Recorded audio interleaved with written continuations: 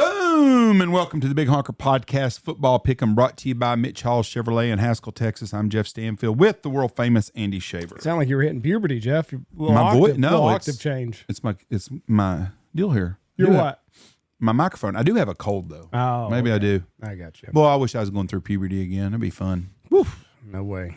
Lots of showers. No. Yep, ready to go. No way. That'd be fun to be 14, start all over again. On with us today, Mr. Robbie Iverson. Big game tonight in Packerland.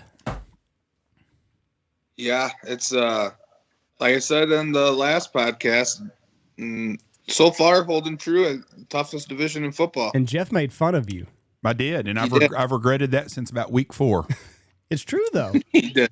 Oh, it's number one. I don't think anybody expected Sam Darnold to do what he's been doing. no, and they keep winning. They got a great defense. They're like 9-2, 10-2, or something like that. Where will Sam Darnold be next year? Because he's a free agent. The Jets. They're going to go back to the Jets? I don't know. Does he stay? If I was Minnesota, I would give him a 3 or 2 year contract for about $60 million. And then McCarthy can take over then let him do it. But if not, you've got a good quarterback, because I'm not sold on any rookie quarterback. And look at this draft now. Like right now? The rookie draft that came You're not in this sold on class. Bo Nix? Bo Nix is good. Jaden Daniels is good. I don't think Caleb Williams is worth the number 1 pick. He's good. He's better than a lot of teams have, but is he going to be? I mean, so far he hasn't done nothing to impress me to be a legit star quarterback. He damn sure ain't worth fucking getting half the franchise he thought he was going to get given to him. So You got to give him a while, though. I would take Darnold. I would bring Darnold back if I was them. Yeah, I mean, I think as of right now, why rush a rookie or your first draft pick back after an ACL injury? Mm-hmm. There's no reason to. You've seen what you can do with Darnold. I mean, they're doing pretty good.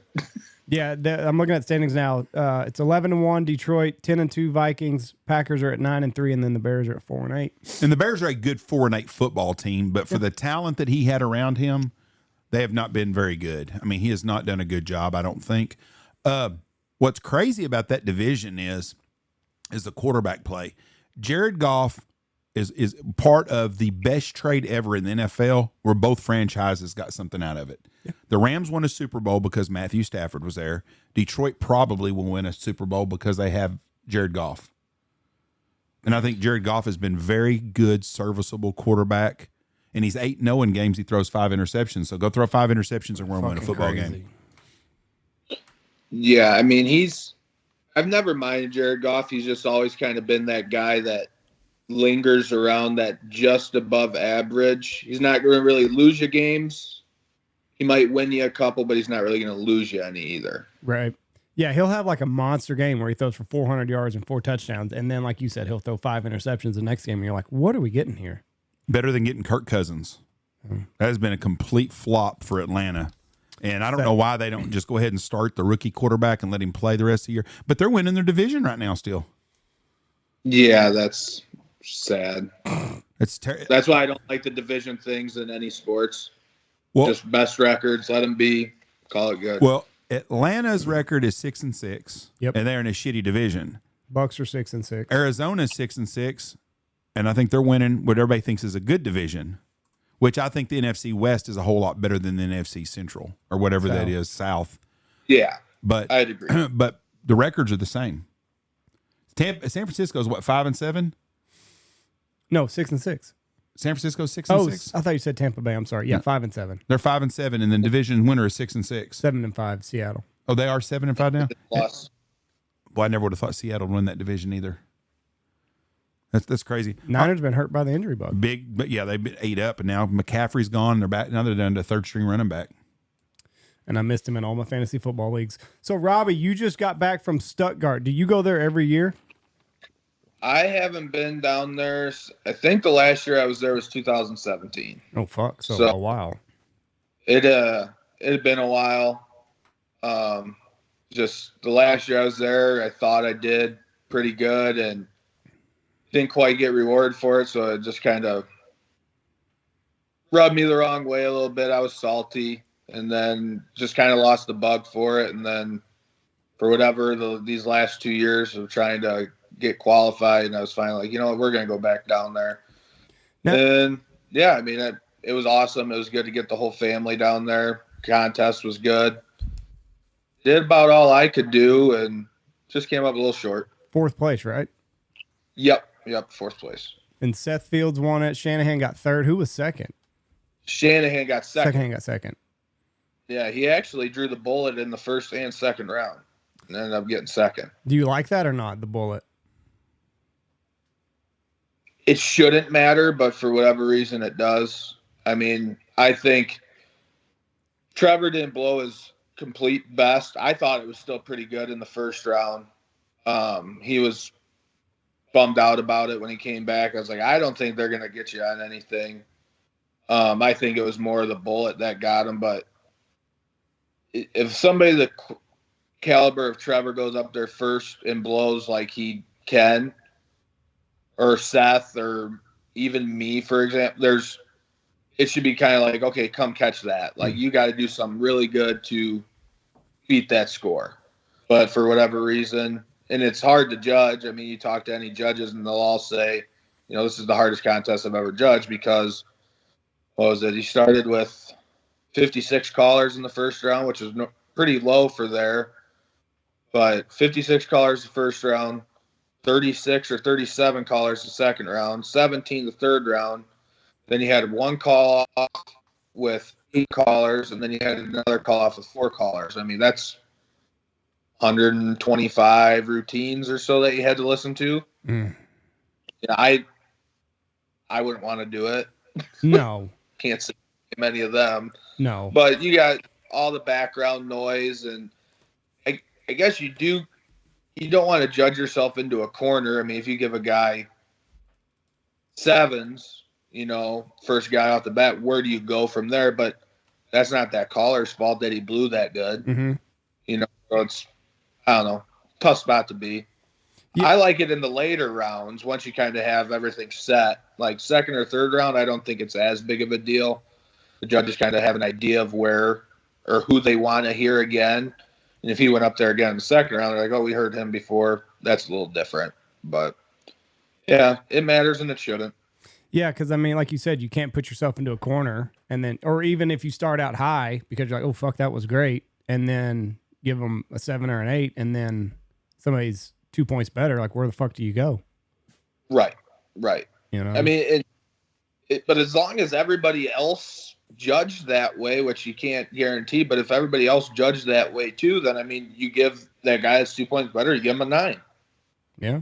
You know, and not worry about your score getting thrown out. And that's what judges end up doing. They don't want their scores to get thrown out. But if everybody gives the score that they think the caller should get, then it shouldn't be a problem either. I wonder what Trevor's last year there was, because I think he said he took, 5 years off, 5 or 6 years off? Was it around that 2017 time? 2019, I believe, was his last year. And he got 2nd that year as well. Yeah. So it's good to see you guys going back to it, though. Did you qualify for it at Squad Fest? Is that where you qualified? Yeah. So you're just like, fuck it, we're just going to go for it? Yeah, that's was my main goal down there at Squad Fest, was trying to get qualified. The Goose was just a bonus, but yeah, I mean, me and Trevor, you know, there's a few other guys too, but we have one out of the way. We got the World Goose out of the way, and right now, I mean, if you were to put odds on it, one of us is going to be the first one to win the World Duck too. There's plenty of other goose callers that can do it. We just have one notch already, and I mean, I plan to keep doing it until me or him wins it. I mean, that's really what it is now. I mean, if he were to win, I would have been extremely happy for him. It would have been super cool to see. But the fact that he didn't means I get a chance to go down there and try and do it again. But if he would have won, I really don't got nothing to chase anymore. Right. You know, that kind of would have been it. Yeah. So what's easier to maintain, a goose routine or a duck routine? Goose, 100%. I mean, I struggled. Like I said, it was probably like 2 years worth of practicing, and I thought I was sounding good. And then I send routines to people, and they're like, well, you're doing this, this, and this. And like in my head, you know, it didn't seem any different than what I ever used to do before. I think At all years I've been down there, I had never not made the third round, and then all but one of those years I hadn't placed in the top 11. And so I was like, well, this shouldn't be too bad. I can get back. No, I mean, it was a lot. And it actually wasn't even up until probably about late September, that I was actually like, okay, this is how this is supposed to sound, even after dive bomb. And I thought I sounded all right there, but I sounded much better post dive bomb than I did before. And that was with a lot of help from, Trevor's one of them. We'd send routines back and forth to each other all the time. And I think that's just the mutual respect we both have. Like, we'd rather see each other be at the top of our games and compete against each other than not. Yeah. Yeah. That's good that you guys have that kind of relationship, though. And I think, it says a lot about you guys, like, both you're going to be competing against each other if everything goes right in the final round for the whole thing. And, no secrets. Yeah. No, that's, you're going to go down there, do what you're going to do. I'd rather beat somebody when they blow clean than have them mess up, or right. That something's wrong with the routine. You don't say anything because you want that edge, but it's like, I'd rather beat somebody at the top of their game, because if they do mess up or whatever and then you win, then you're also going to have the other people that say, well, you only won because of that. Right. Yeah. So it's kind of a lose-lose situation. But, as long as everybody's at the top of their game, I'm with it. See, that's something that only the best say. Guys like me, they're just getting into it like, God damn, I hope about 10 of them have their calls freeze up. Yeah. Anybody that don't want to jump on someone else having a bad day is not a winner in my book. Yeah. Yeah. If I were in the situation that happened, I'd be ecstatic. But even in the back of my head, I'd still be like, and that's what I told Trevor, that I was going to try and qualify, and I wanted him to be down there. Because to me, Seth is absolutely phenomenal. He's obviously the best right now, but like, Trevor's always kind of been the one on the duck side of it that's been at the top for me. Listening to him when he's on it and practicing, he's the best one I've ever heard down there. And I was like, I want you to get back into it, because if something goes right and you're not down there, it ain't going to feel right to me. Right. You know what I mean? I'd put a little asterisk next to it. So, well, it's cool you guys are back into it, though. It's good for the sport having big guys like you. All right. And that was the other thing. There's quite a few. They have a dinner on Friday night for all the callers and stuff. And, we went to that, and you start looking around, and I don't consider myself old, but I guess when I started that, I was 16, 17, and you look around, and the guys I was with, they're now late 30s, early 40s, and we're all kind of sitting together, and you look around like, who are all these people? Like, you do feel kind of old. Like, man, what did I miss in the last 7 years I was gone? It's just, it's crazy that there was a good amount of guys that have been around for a while, but a lot of new guys too that were really, really good callers. So that was good to see. Yeah, my age is really starting to show. We got some new guys here this year, and I shared the blind with one of them today. He's 19 years old, and we were throwing out one-liners from old movies, and we come to find out he had never seen Ace Ventura: Pet Detective. So it's like, oh no, all right, kid, you got to get on that. And then I threw out a Billy Madison quote where, don't put out with your boots, said he's called the shit poop. And we were like, what movie is that from, Bones? Oh, I've never seen it. It's like, fuck, dude, you got to watch some Adam Sandler. So my age is starting to show also. Just in pop culture, these kids don't get it. Right. Gotta educate them. All right, we'll get to the picks now. So tonight, Green Bay at Detroit. Detroit is a home favorite. So what are the standings? So the way we'll do this, whoever's in the lead. Oh, you just want me to say this. Whoever's in the lead picks first. Andy's got 147 wins, the guest 139, and I'm below that at 135. Okay, so I'll pick first, then you, Robbie, and then Hind Tit Jeff will pick. So Detroit at Green Bay. I am going to take the Cheeseheads, but that's not my upset. Okay. Robbie, you're up. I'll take Packers. There it is. I'm taking Detroit. There it is. A lot of injuries on the defensive side of the ball for Detroit. So this might be the game for Jordan Love. I'm fairly confident that Detroit's defense will still step up, but I don't think Green Bay can stop their running game. Detroit's run the ball right up their throat. Well, I think it's the same for Green Bay. Feed Josh Jacobs that ball 30, 35 times a night. Let him take a lot of pressure off Jordan Love. I need him to have a big game too. Yeah. I need Jacobs to have a good game for my fantasy. New York Jets at Miami, the most miserable team in NFL versus a team that's starting to really play pretty good since I got their quarterback. Yeah, give me the Dolphins. I rode the Rodgers train too long. Give me the Dolphins. You're next. I'll take the Jets as my upset. Ooh. I hope the old man gets right. I'm going to take Miami, and I'm going to lock that puppy up. There you go. Atlanta at Minnesota. Atlanta. No. Vikings. I'm sorry. Yeah, Vikings. I'm going to take Minnesota also. I think Kirk Cousins is playing his last season. Maybe Rodgers too. Probably both of them.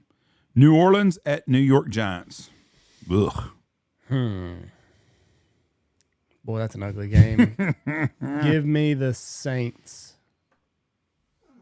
That's honestly two teams I haven't really paid any attention to all year, but I guess I'd have to go with the Saints too. Eesh, that's bad. Wow. Fuck. Tommy DeVito got it in him? No. But neither does Derek Carr. I'm going to take the Giants. I got to make up some games here, so I'm already going downhill fast. Next one is Carolina at Philly, and this is an easy lock for both of y'all. So Eagles, that's my lock. Yeah. I'll go Eagles, but I don't think I'm going to do it as a lock. You never know. Young quarterback, Bryce Young, Jalen Hurts still capable of having a few bad games here and there. But I definitely go Eagles, though. Bryce Young has played a lot better the last 4 games, and he's going to screw Carolina into not taking a quarterback in the first round, and is going to completely screw up their franchise for another 3 to 4 years. So Yeah. it's pretty stupid on their part. Cleveland at Pittsburgh. Pittsburgh. They're playing good. I'm going to go with Jameis. Ooh. He is Cleveland ought to just let him have the job next year. Jameis? I said when Tua got hurt, I said Miami needs to go get him because he can throw the ball with them receivers. He can throw the rock. And he can do that. But I just don't think he can overcome Pittsburgh. And TJ Watt is the best player in the NFL. He's good. I mean, he's a difference maker. You can have your defensive MVPs, whatever you want. When you need a big play, he does it.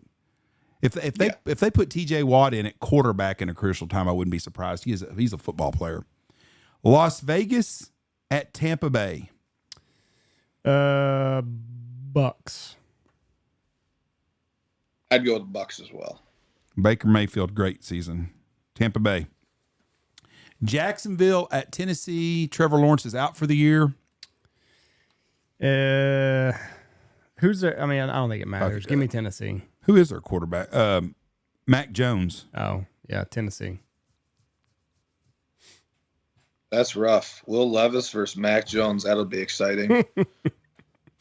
AFC South, baby. I guess Tennessee. I'm going to take Jacksonville in the upset.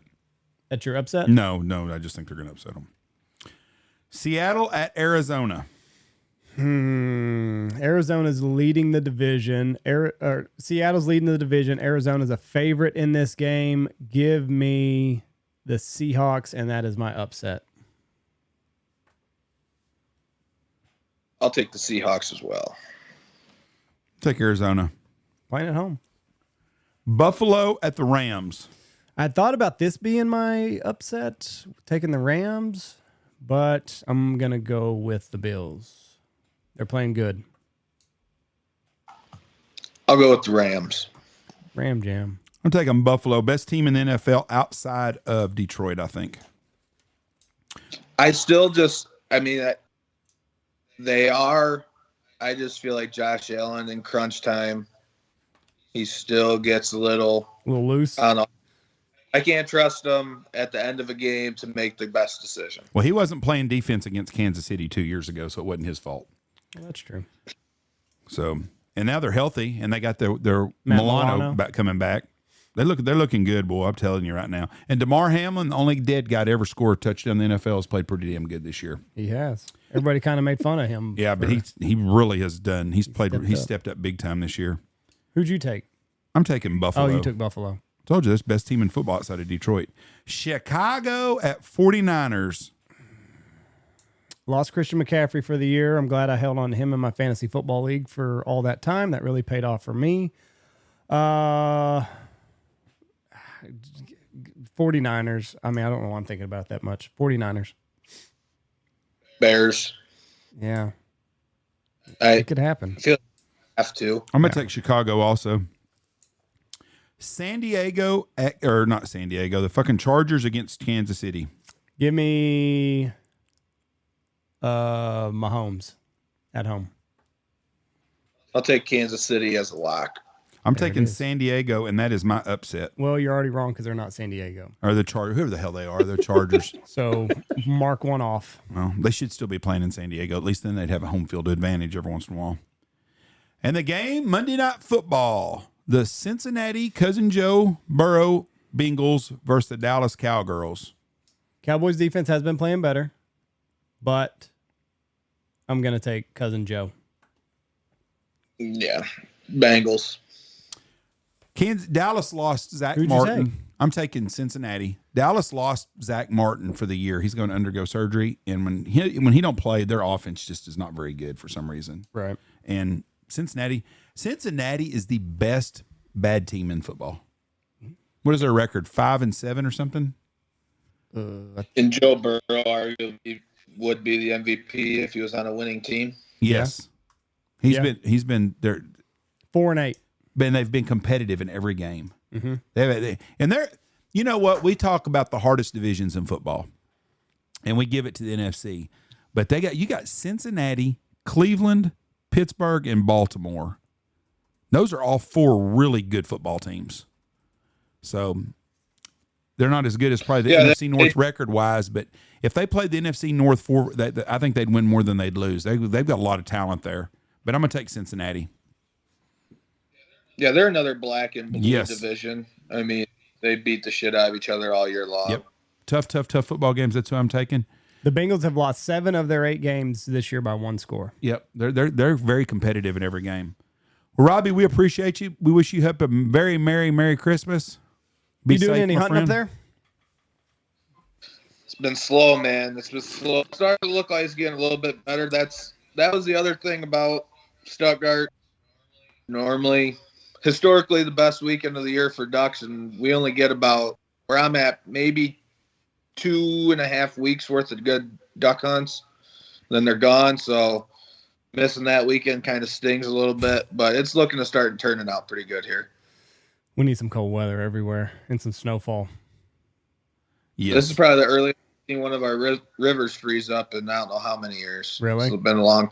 Yeah, it's cold up here right now. I think last night at work it was -7. Ooh. Yeah, fun. We need snowfall in the Dakotas and Nebraska. The problem is the snow is going to go across Minnesota that way, the Ohio Valley, and go down south towards Kentucky, Tennessee. And that's where winter's going to be for the next 2 weeks. There is no winter at all coming out of Colorado, Wyoming, coming south like we used to get. For us Central Flyway boys. Yeah, we've had no winter at all. We haven't had a freeze yet. It's December 5th, and we haven't had freeze. And we don't even have a freeze in the forecast. Yeah. I'm afraid we're going to be like we were about 2 or 3 years ago where we got a bitter cold front around December 21st or 22nd, and that was the only front we had all season long. Yeah. We just aren't getting anything at all. And it's the whole Central Flyway's that way. I don't know what's going on the West Coast, but we're not getting cold. I'm sure they're not either. Yeah. Anyways, Robbie, best of luck to you. Have a great day. Be safe out there. Go Pack, go. That's right, baby. Go Pack. Thanks for having me, guys. Thank you. Bye. The great Robbie Iverson just got back from Stuttgart. Appreciate him coming on. All right, that's our pick 'em. I'm sorry, Jeff, that this year is shaped out the way it has for you. We still got 3 or 4 weeks left.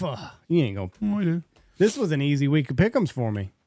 I might. It hadn't even started. You don't even know what you're going to have come out. It might be perfect. I'll bet you $100 bill, and if you win 1,000, if you get perfect, 10-1 odds. 10-1 odds, it should be perfect. Jeff, I don't want to take your money like that. Yeah, that's what I thought. That'd just be. It's like these parlays Blake's got me doing. Y'all ain't won one yet. Not yet. We're still trying. I don't even think Blake won the one he hedged the bet on. I think he's bullshit just lying. think He's he's just just- trying to make you sound good. You just didn't want to take my $25? Remember the kid in the decoys last year? Yeah. Same thing, I think. That's Well, kind of what I'm thinking. I hope not, but I hope for his sake he won. He says he wins sometimes when he's not here. Yeah. He's Parlays are sucker bets. You think so? Well, yeah, that's why they pay so much if you hit one of them, because it's almost impossible to hit them. Oh, because everybody's. I saw a parlay bet for the guy picked all the championships. He would have won $2 million. Like The key is would have. He's missed on the Jets. Yeah. Was the only one. He hit the World Series. He hit NBA. I think he hit the WNBA, NHL. Is there another major sport that I'm missing? The would have is the deal. He would have won. That's why parlays are sucker bets. Well, it was only like a $100 bet. He lost $100. $100 to win $2 million. I'd fucking do that every day of the week. Well, then place one with Blake. He drags me down. Yep.